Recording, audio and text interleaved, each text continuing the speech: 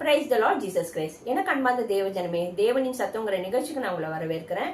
ஆண்டவருக்கு நான் மனதார நன்றி சொல்றேன்.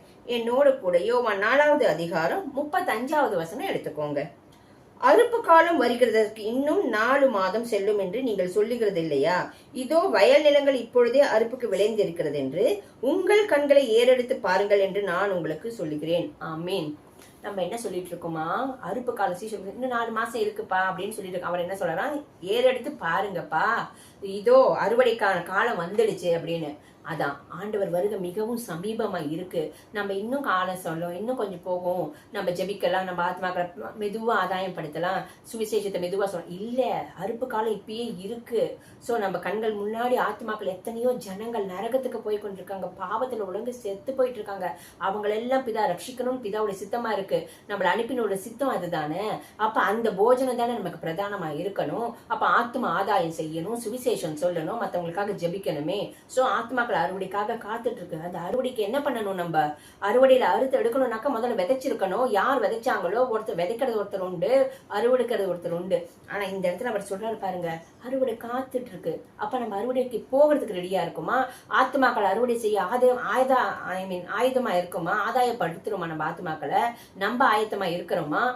அவங்களுக்காக நம்ம ஜபிக்கிறோமா? ஏதாவது பிரயாசப்படுறோமா? ஏதாவது ஒரு ஸ்டெப் எடுக்கிறோமா?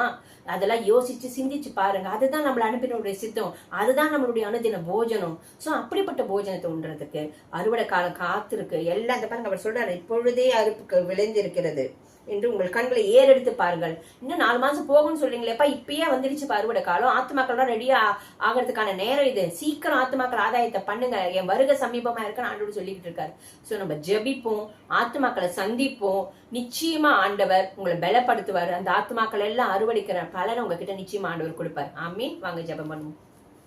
அப்பா தகப்பனே, உம்மை நோக்கி கூப்பிடுகிறோம் இயேசுவின் நாமத்தினால. தகப்பனே, இப்பொழுதும் ஆண்டவரே, அறுவடைக்கு இன்னும் காலம் செல்லும் என்கிற இடத்துல இல்ல, இப்பொழுதே ஏதோ வயல் நிலைகள் விளைந்திருக்கிறது, அறுப்பு காலம் சமீபித்திருக்கிறதோ, உங்கள் கண்களை ஏறெடுத்து பாருங்கள் என்று சொன்னீரே.